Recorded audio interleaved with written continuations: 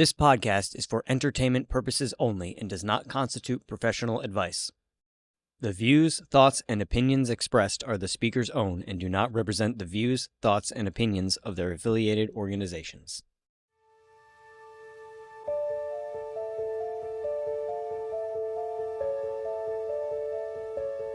All right. Well, hello, everybody. Welcome to back. Ready Connect.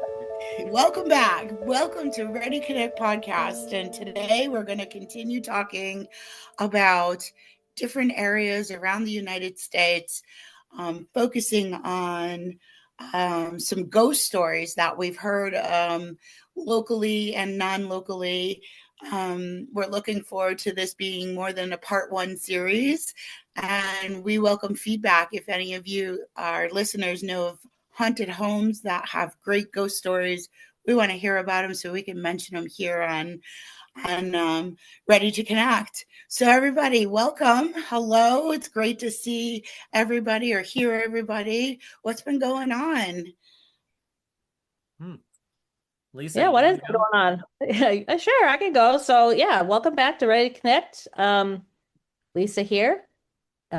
Really excited for part 2 of our New England delve into New England. But for me, what's been going on lately? Well, this past weekend, actually, I had a wonderful little what I call sister date with my sister-in-law.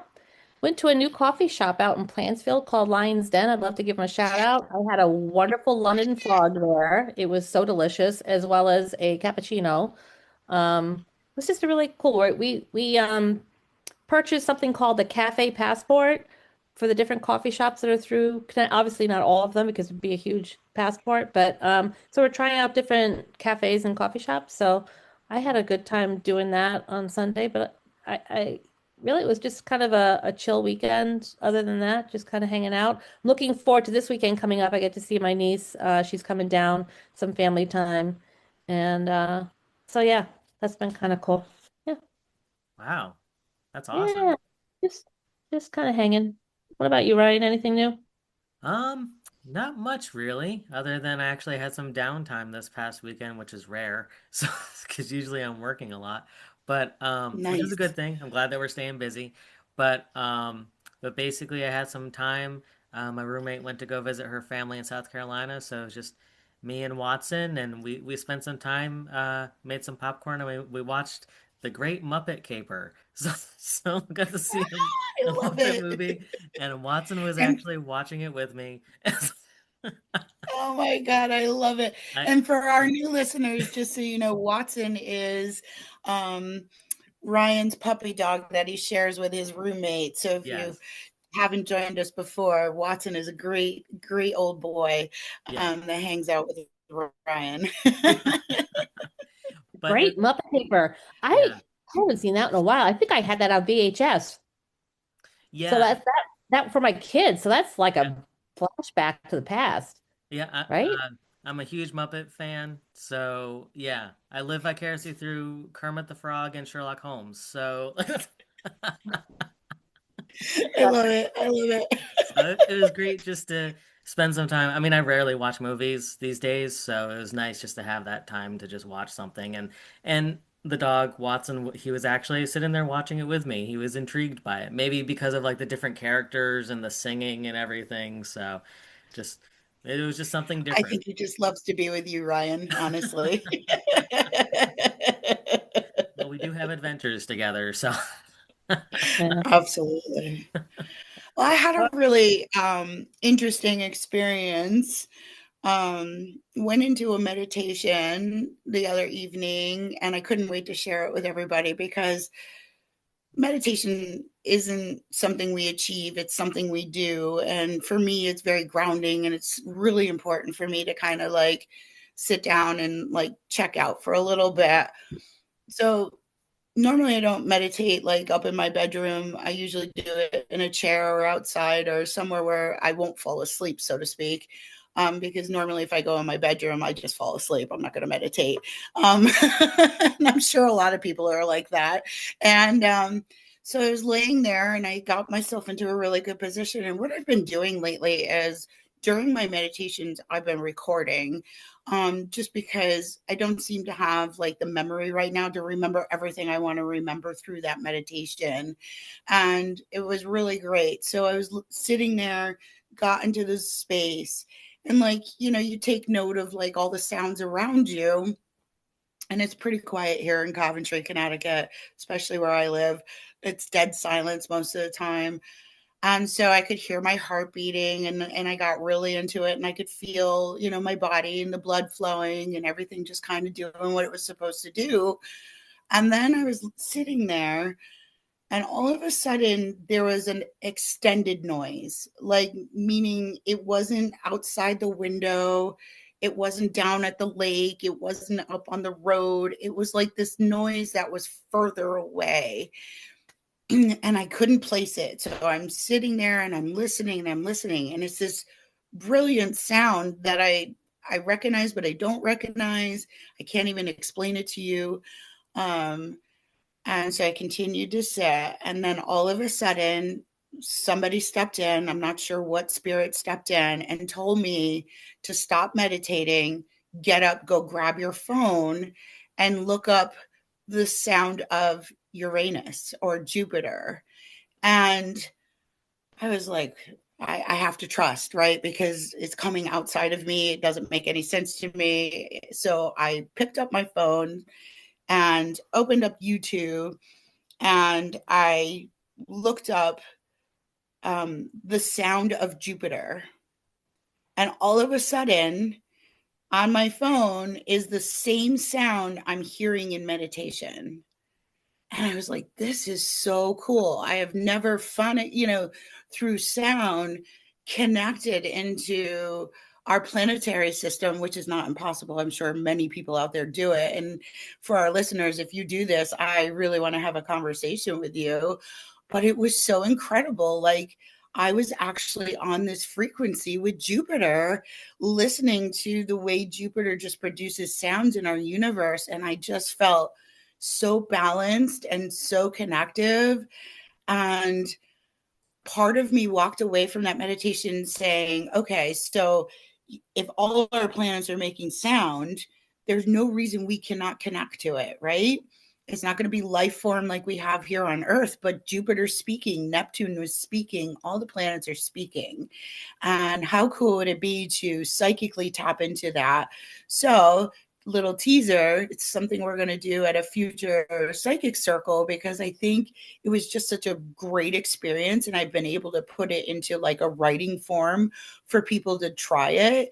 And I'm wondering if somebody who is having like a Mercury retrograde, I watch Facebook and how people are like, oh no, Mercury retrograde. I don't always buy into that retrograde stuff, but if you were someone that recognizes that you have a retrograde issue with whether it's Mercury, Mars, Jupiter, Neptune, if you were to sit and commune in meditation with us, with the planet through the sound, if that would bring harmony and balance.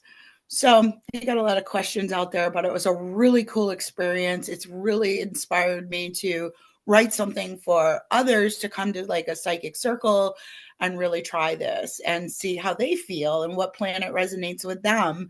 And all I could think of was like the joke about, the book, men are from Mars, women are from Venus. And like, I'm like, if you listen to Venus, is that like a sensory you get from it? I don't know. So it was really cool. It was a really cool experience. So if men are from Mars and women from Venus, and you heard Jupiter, is Heather from Jupiter? Just kidding. Maybe. Maybe. Maybe I am. Maybe. Yeah. I mean, there's lots of Native American stories throughout our country and other countries where tribes will actually tell you we're from Mars, we're from Pluto, we're from the Milky Way, we're from the planet that exploded in our solar system. And they're really fascinating stories, right? Because you also have Native American tribes who claim that they're ant people, or they came from, the caves. And there's plenty of tribes that say, I came from Mars, I came from Pluto, I came from here.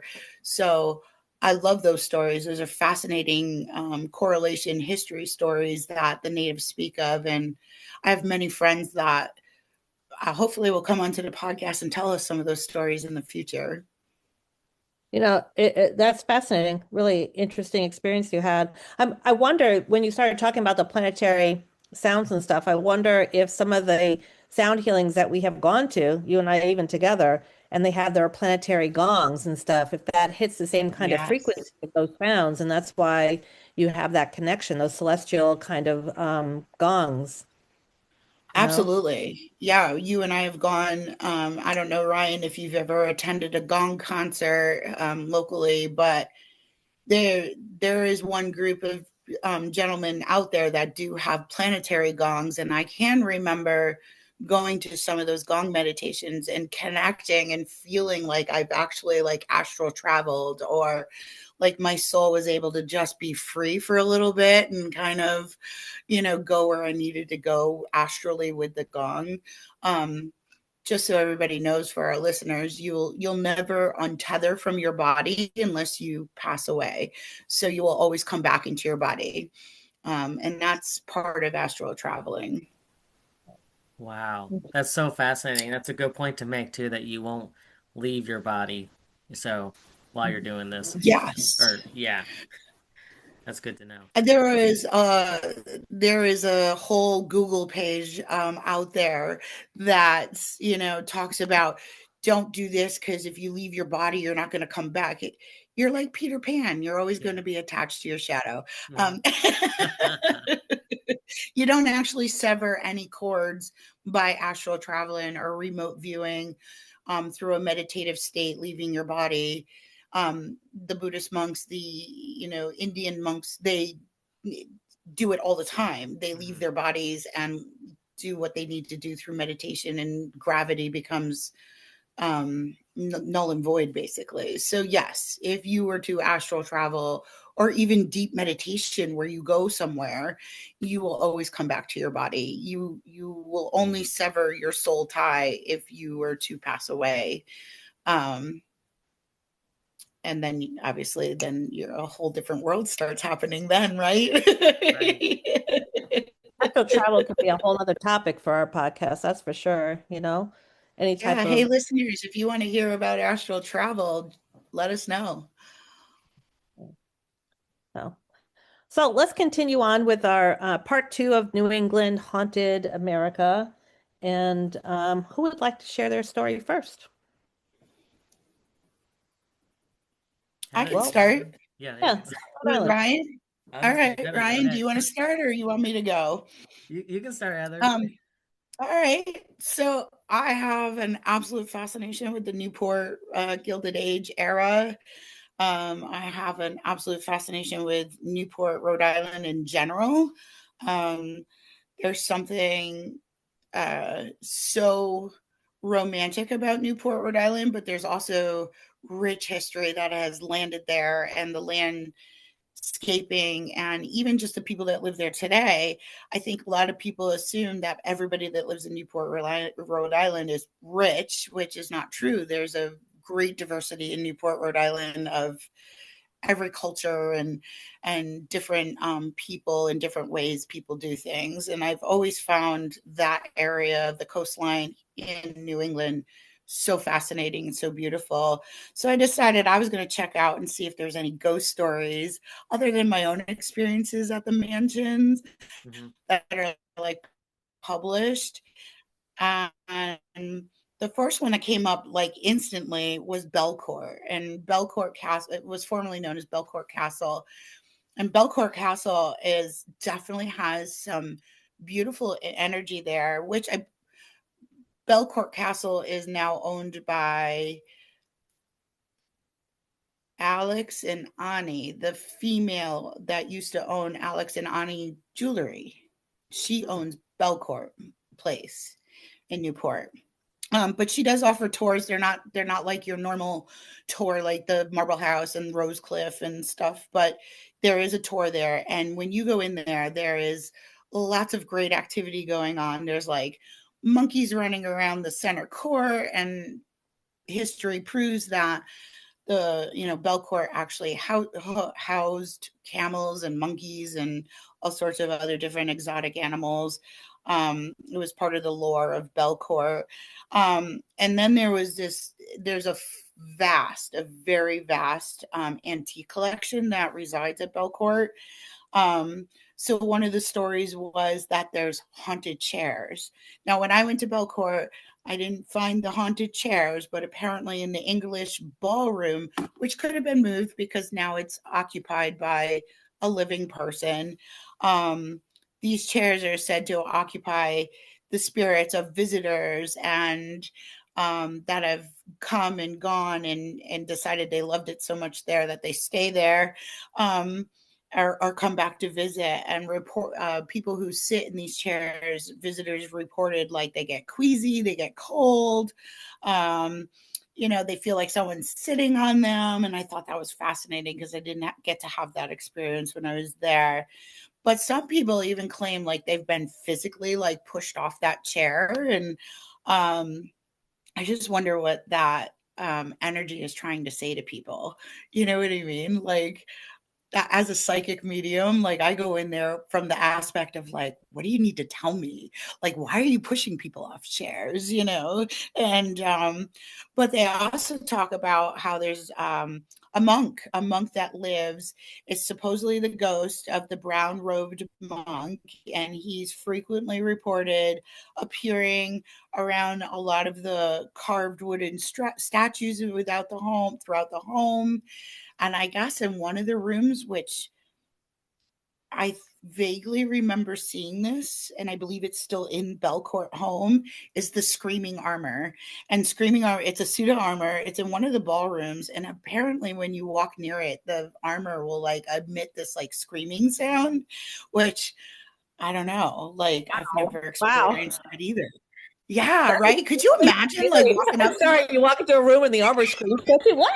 I would jump out of my skin. Kind of reminds me of Harry But like Potter. apparently, like if you hear this screaming, you can look at the armor, and according to this ghost story, you can look into the eye holes of the armor, and you'll see like a piercing eye looking back at you. Which now I need to go back to Belcourt because like I want to check all this out. And of course, the beautiful spirit of Alva Vanderbilt, right? Alva Vanderbilt had married the Mr. Belcourt at Belmont, and so she is known to, because she loved that home as much as she loved her own home across the street. But when Alva Vanderbilt got divorced, she moved in with Mr. Belmont, and she was such a devout spiritualist. Like anywhere you can go where Alva's energy is, you're going to feel her. And I have felt her lingering, presence in not only Marble House, but in Belmont. But Belmont's more brief only because, again, Belmont is lived in and there's a lot of live energy that's happening there. So I thought it was really cool to like, think about like Mrs. Vanderbilt actually still lingering in her home. And now I want to go to her mansion, which was Marble House, I believe, right? It wasn't Rosecliff, Marble House, and see if she actually lingers there too, because I didn't find any other stories about Alva, and she was a pretty prominent, figure, and not only in Newport but in New York for women's rights. So her backstory is quite incredible. But that was one that I found quite interesting. I want to hear the monkeys. I didn't get to hear the monkeys either. I'm gonna say it's monkeys. Okay, yeah. Wow. I've visited some of I've been to Marble House, and I've been to the large one. Trying to remember the name. Is Marble House the big one? Well, they're all kind of big. The one on the one that has the walk on this outside of it along the shore. Well, there's the Breakers, which attaches to the Rosecliff. That goes right now. Part of that Rosecliff walk is not functionable because it like eroded. But yes, so there's There's the Breakers, which is over by Salve, and then you have your Rose Cliff and Marble House and several other tourable mansions right on Ocean Drive. So Yeah. you're probably thinking of the Breakers, which is absolutely breathtaking as well. Yeah. I've been to the Breakers. I've been, I believe, to Marble House, and I've been. Is Rose Cliff the one that has the actors that are in it? For Gilded Age. No, there was one that when you went to it, they had people in period dress, like they talked within that type of say, at least when I visited. Oh, that's cool. It's probably something the Newport Historical Society arranges because every time I've been there, it's always been put your earbuds in and do a guided, you can do your own Oh, guided well, tour. this was years and years ago. We're talking before I met you, Heather. So we're talking at least Yeah. 10, 20 years ago. And even prior to that. So probably 20 years ago, I remember going there with a colleague, a friend colleague, and we were going to tour the mansions. We did the Breakers and we did this one. It was smaller. And I want to say it was the Rose Cliff or Rose something.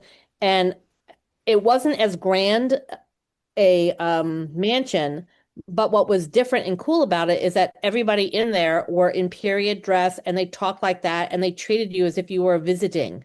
And Um, I was told that this is the way that the mansion does their tours. So maybe they changed that up. I don't know. Maybe everything went kind of more techy. I don't, who knows? It is But more techy now. Now you can go in with a and put your earbuds in or on your phone listen to a guided tour. Oh, But wow. what's interesting is the Breakers is actually where Alva's daughter lived, Alice Vanderbilt. So I'd be interested in going over to the Breakers sometime. I've toured all these mansions, but I just absolutely love the architecture and everything that's in there. I could spend hours just twirling around looking. I'd be interested in going over to the Breakers again and seeing if I can, if as a psychic, connect to Alice Vanderbilt and not just her mom, right? Ryan, have you ever been to the mansions? I haven't been inside, but I took a tour, like one of those bus tours, and just driving around and looking at all of them. Oh yeah. So that was pretty cool, just to because that was my first time, well, only time really ever going to Newport. So I've always wanted to go. So it was pretty cool just to see even just the outside and just the environment and get the history from the tour. So it was a lot of fun. But that's great experience that you both have had just going into these buildings, and that's awesome. Yeah, the halls are full of every home has a different energy, just like our homes, right? They Yeah. all have different energy. Every home has a very different vibe and energy, and you whether you like Gilded Age or industrial decorating, whatever, there's always something your eye is going to catch. It's really quite fascinating. um and every mansion has its own kind of flair too, because everybody has personalities were so very different and exotic and rich and whatnot. So very exciting. oh, cool. That's awesome. It's really cool. Yeah. So Ryan, why don't you share your story? Keep it in Rhode Island. Keep Sure. it in Rhode Island. So, yes, speaking of Rhode Island and houses, this was a great connection here. So, um, so I basically did some research on the Conjuring House. Um, some people think that it's in Connecticut, but it isn't. It for listeners who don't know, I want to say it's Harrisville, Rhode Island. I think I said that correctly. Uh, but the paranormal investigators, Ed and Lorraine Warren, who investigated, they were from Connecticut, so they have a haunted museum in Connecticut, which we were talking about earlier. That maybe perhaps we might go visit for Road trip. yeah for Road trip. for another Who wants to come? yeah, for another episode in an exciting adventure with Ready to Connect.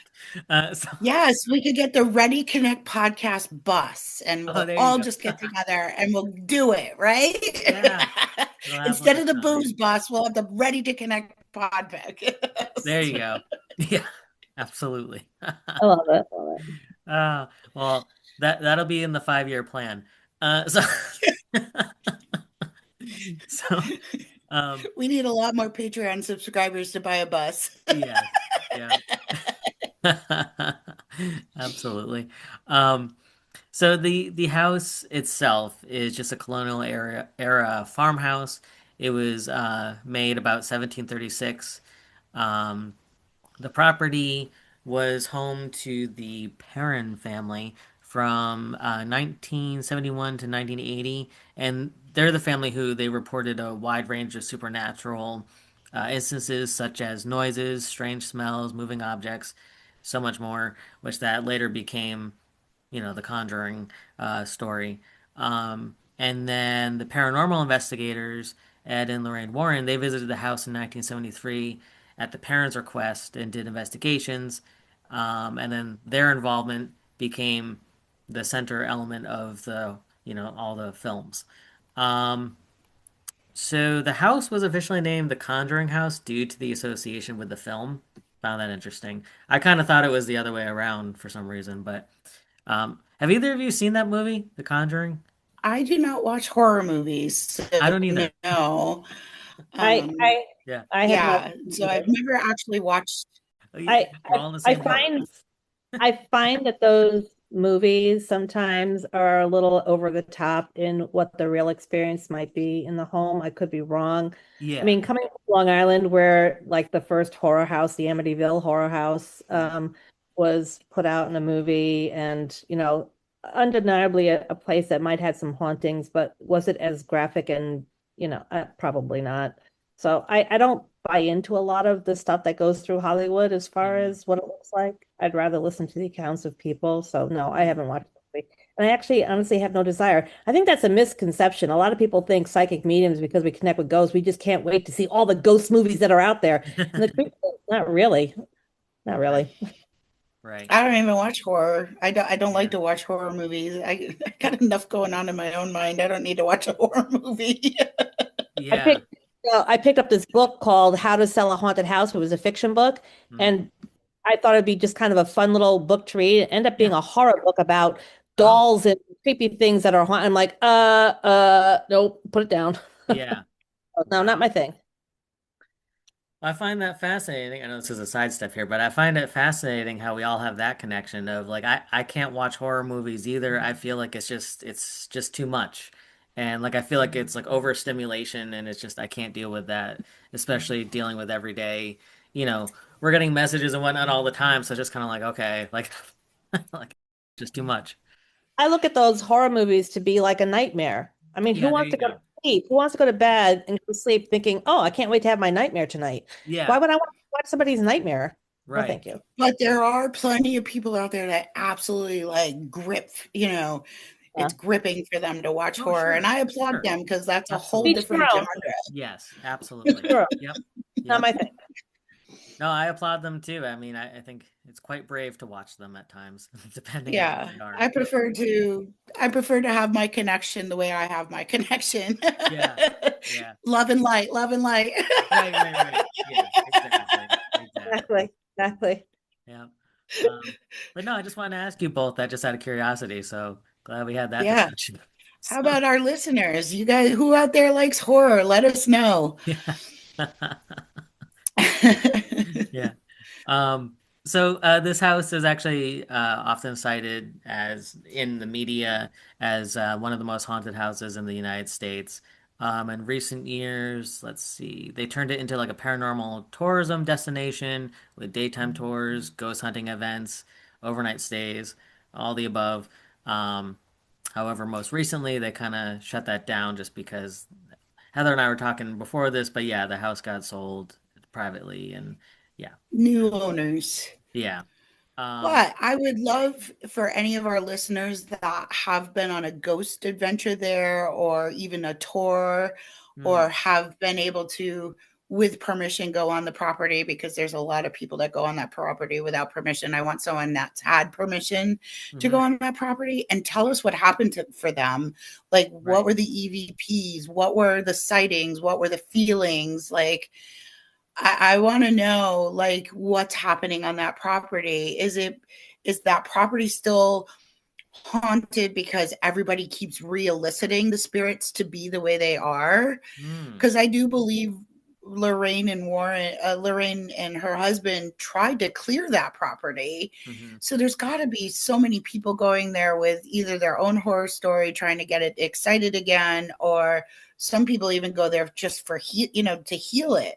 So Mm. I'd love to hear like other people's encounters if they've gone to this conjuring house. It's not far. It's over by Putnam. It's over in that Mm-hmm. corner Mm-hmm. of Rhode Island. Very cool. Yeah, yeah, that'd be good to know. Um, I guess the real story here about the haunting is that soon after the family moved in, they reported, objects moving on their own, doors slamming, strange odors, sounds. Some of the children in the family thought that the spirits were just being friendly, even saying that the ghostly figures tucked them into bed at night, or like kiss them goodnight type of thing. But then over time, it became more disturbing, like scratching, uh, noises, physical interactions. And then the family believed that the house had historical ties to many deaths and tragedies, and so that's why they called in the investigators. Um, let's see, I'm trying to see what else here. But yeah, they're saying that according to the family, what did happen when the investigators came in is that they didn't have a dramatic exorcism like apparently is in the film that we all have not watched. But but there was a séance that went wrong. So that are saying that's just what happened. Um and let's see. So yeah, is it still haunted? Yes. I think we all agreed yes. And even research says yes, it is still haunted. But as we said, uh up until 2024, yes, that's when they stopped the what am I saying here? The allowing people to come in and things like that, just due to um, zoning and licensing issues. They had to cancel some events. So, and then they have new owners now. So yeah. So I agree with Heather. If anyone has visited or has their own experiences, to please share with us either on our social media, or you can email us at readytoconnectpodcast@gmail.com. It'd be fascinating to hear if you have experiences. Absolutely. Yeah, that'd be really cool. Really cool. All right. Well, are we ready to move from Rhode Island to Massachusetts? Sure. Yeah.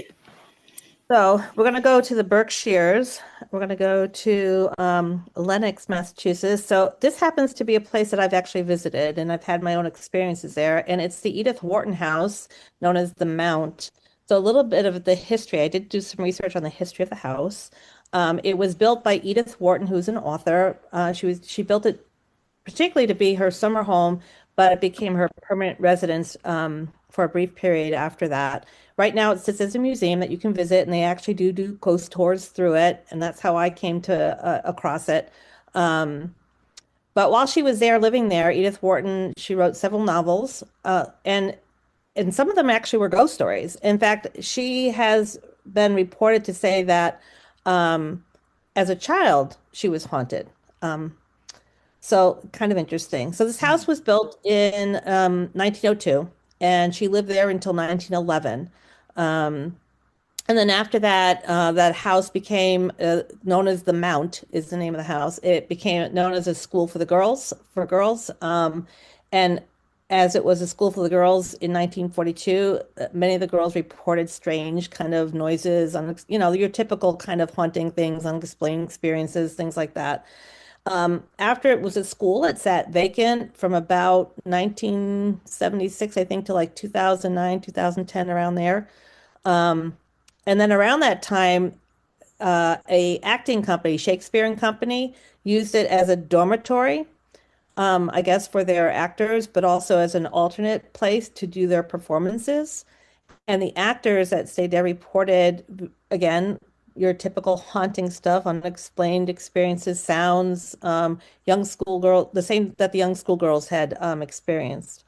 Um, and as a result, then, back in 2019, that popular show Ghost Hunters, they came out and did their own investigation. Of course, they found proof of your typical activity, different voices and sounds that you would pick up in those kind of investigations. So I want you to then fast forward from that point to myself and my good friend Karen. We took a girls' weekend. We went up to the Berkshires, and whenever we travel together, we try to find different ghost walks to do, different haunted places. It's just a fascination we have. And so we came across the Edith Wharton house to go visit. So we did. And when we were there for the ghost tour, so we joined a tour. And this was in October, so it's, around the Halloween time. There's a bunch of people on this tour. They start you in the stables of this, of the home, of the estate. And you start in the stables and you move from the stables to the house. And you start in the stables because the hauntings that go on are predominantly, uh, I guess more of the more recent accounts are from being in the stables. And in the stables, they have uh, the caretaker. The caretaker, he is, I'm trying to find his name now. Hold on, let me get the name. Charles Cook is a caretaker. And he's commonly seen in the stables, usually as like an orb, a ball of light, or a shadowy figure. There's many different accounts of people who are working on the property, seeing somebody in the stables. It looks like they're working on something, but then they dissipate. And I think the most common thing that happens with Charles Cook is you can smell his cigar smoke. And he sometimes will whisper good night if you're on the property and you leave. So when we started in the stables, I did smell cigar smoke. So I thought that was kind of interesting, and I didn't know about that until after. We were sitting there where they're gathering everybody into the stables for this whole tour, and you can walk around the stables, and we were just kind of hanging out, waiting for the tour to begin. And I remember distinctly saying to my friend, "Do you smell the cigar smoke? Do you smell the smoke?" Kind of thing. And now, granted, as we talked about earlier in podcasts, cigar smoke, cigarette smoke is a very easy spirit scent to pick up. And we're in a barn too, so the wood's going to hold smells, right? So you kind of not really sure, but I'm smelling the smoke.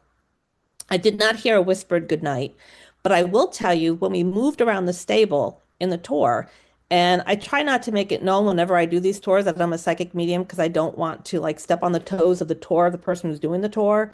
And I don't want people like, I just want to be a person who's going, right? I don't want to be the one that people looking at, are you seeing anything? Are you getting anything? But I'm in the stables and I got really agitated and I could feel horses being very agitated in the stables, that something was happening, things weren't quite right. And come to find out that they had some sort of, I'm trying to remember what it was, but I think it might have been a little bit of a fire or something that happened. And there was something that happened in the stables that horses would have been agitated if they were in their, um, what do you call their pen, their enclosure. There's a word for that. Um, is it just their stable? Their room in the stables. What's it called? Yeah, Heather It's would the know. stable. It's Yeah, their room at the stable. Yeah. So, in any case, we were there and I could feel that. And then the tour guide brings us up to the loft area, and he was saying there's a lot of things that happen in the loft. It's kind of their spooky spot. And I could just feel the intense observation of a spirit, just really just watching, really watching, and kind of annoyed and angry and watching and just annoyed and watching. And it turns out that the other spirit that you could pick up in the stables is Ted Wharton, which is Edith's husband. And he apparently is in the stables a lot too. And it's just reported that what he does is watch. Hmm. Apparently, he loved the stables and he loved the animals. So it's said that his spirit lingers there and he's just very watchful. And I think he's just watchful of his horses, maybe the animals there. So we're sitting, in the stables, and I felt very uncomfortable because I kept feeling like he wanted us to leave. He wanted us to get out of there, and he was like kind of angry.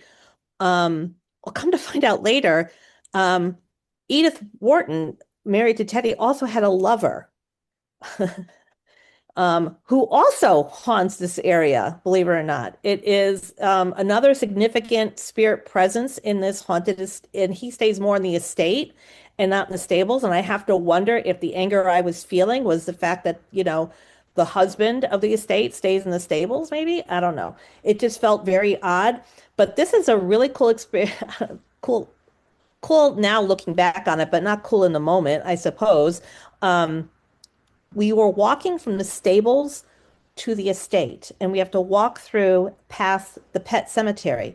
So now Edith Wharton had dogs. I think there were 5 in total. I did some research. All I can remember is sticking out the name Toto was one of the dogs, and I just thought that was kind of cool that it was the name of the dog from Wizard of Oz. But and these dogs were buried on the property, and it is said that you can hear them barking at times from that cemetery. I didn't hear any barking, but of course, it's like everyone's trying to listen. Is there a dog barking or whatever? As we're walking, and you could, we're walking from the stables to the house, and as we're going, my friend Karen gets pushed. It was the weirdest thing ever. Now, you can walk and you can maybe trip on a root or slip on some of the leaves or whatever, but she didn't fall forward like you would normally trip. She went sideways. Wow. She went sideways. It was the strangest, and she felt pushed. There was no one around her but me. I'm not about to push her. And the way she fell went sideways. And I could just remember as we're walking away, this feeling of anger, like get them out of there. She got pushed. And even the people with us said that was the weirdest fall they've ever seen. It was like someone actually like pushed or dragged her or something. And she got up and we walked on it. It was like, oh my God, that looks so weird. How did you fall like that? And she goes, I think I was pushed. I felt like I was pushed. And so we get to the house and we are touring the estate. And of course, the reports of the Edith Wharton house is you could see light orbs, you can see faces in mirrors, or in the windows before you go even in. It's reported that the name of the servant, let me see if I can pick up her name. The name of the servant, um, let's see. The name of the servant is meant to walk the halls there too. Catherine Gross. Um, she was a servant there, and it's named that it said that she walks the halls of the servants' quarters, and you could hear like footsteps, doors shutting, and things like that. Now, I didn't hear any footsteps when I was there at the estate that I can remember. Um, but I do remember seeing a face in a window and a reflective face. Not, we were inside looking out, so it wasn't somebody outside. It was almost like you would see it as a mirror, like a reflection. Um, so yeah. So being in these haunted places, and I do like to visit them and have my own experiences, being in these places, you have to wonder, does it really happen? You hear these stories. Well, I could tell you, I smelled, I felt, and then I watched someone get pushed. And then I saw a face. So yeah, it does happen. So the Edith Wharton House, as far as I know right now, called the Mount. It's in Lenox, Massachusetts, in the Berkshires. You can visit it. You can take a tour there. Um, it's a lovely tour that's given by a very knowledgeable person who does these types of tours and does the research. So the Edith Wharton House, yeah, it's really cool, really cool. So I had my own experiences there, and yeah, that's my story to share. I'd love to know if any of you have been up into the Berkshires, any of the haunted spaces up in the Berkshires, but I think there's quite a lot in New England. We've had a lot of history here. So Do you know who the face was that you saw? I don't, because I didn't at the time know what these people looked like. Mhm. Of course I'm sure they have photographs, but it's hard for me to tell in the reflection. And you have to remember, Ryan, my eyesight sucks. Even with my glasses on, it's not good eyesight, so it's pretty bad. So yeah. Well, it's still so fascinating, just that experience that you had. That's incredible. Yeah, I love getting my experiences like that, you know. They're kind of fun. I mean, we get them whenever we go places. Heather and I, if we're doing readings and stuff, you know, we could pick up on those things. But to like when we were at the Mark Twain house, we've had our experiences there or different things like that. But it's just I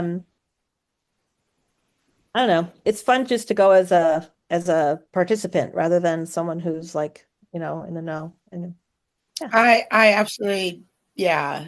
Even when there was an opportunity when originally I had toured, Belcourt, they wanted to know if there was any psychics in the group. And I don't know. As much as I'm proud to be a psychic medium and I love doing what I do, I don't always want to be the medium. I want to participate.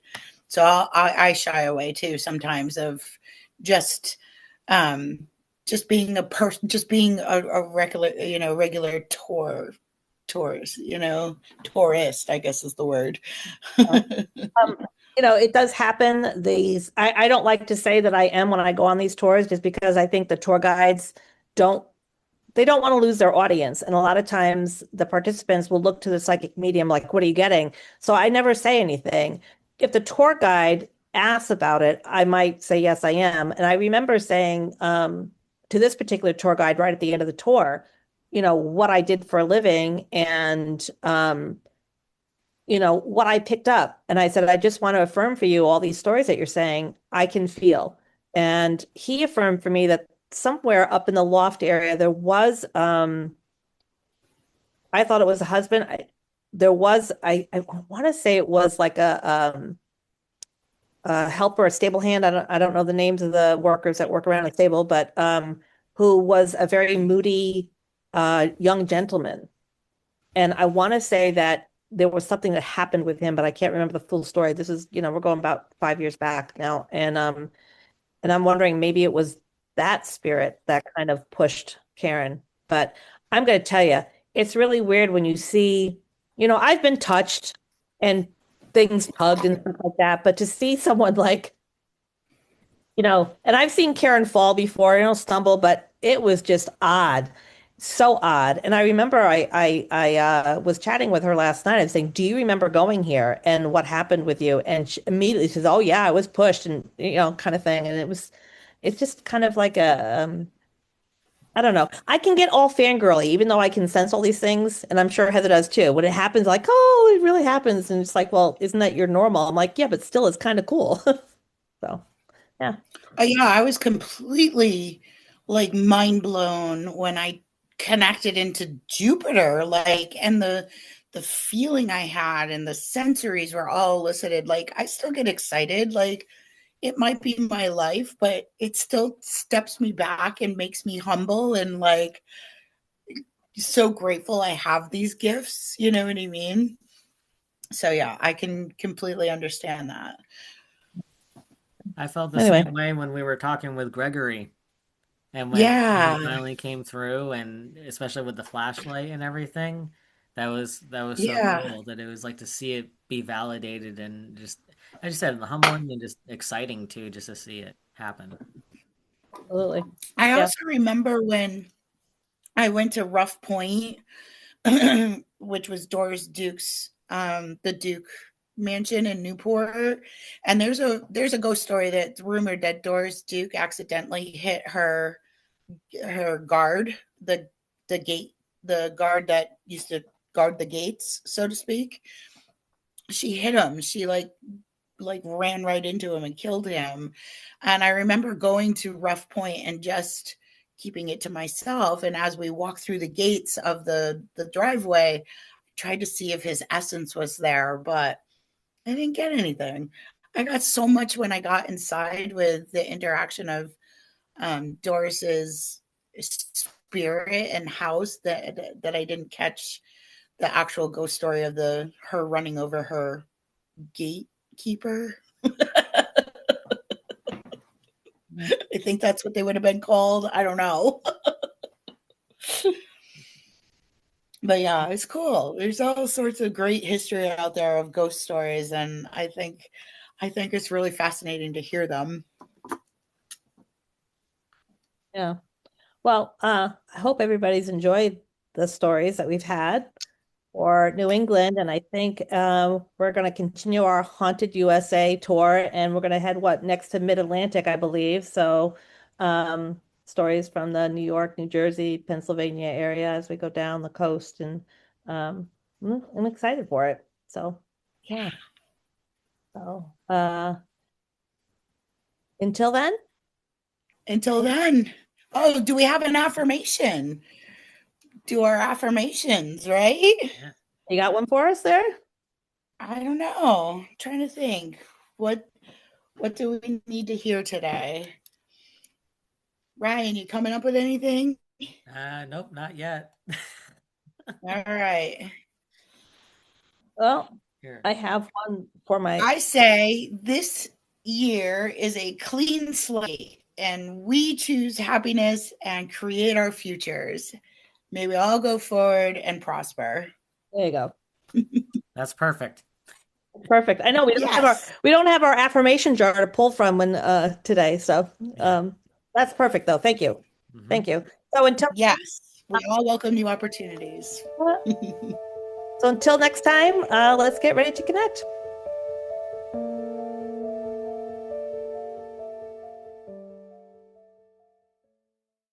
Thank you for tuning in to Ready to Connect. If you're interested in exclusive behind-the-scenes content, be sure to like, share, and follow us on social media by searching for Ready to Connect Podcast on Facebook, Instagram, TikTok, and YouTube. And for those looking to further support our podcast, consider subscribing to our Patreon at patreon.com/readytoconnectpodcast. And until next time, get ready to connect.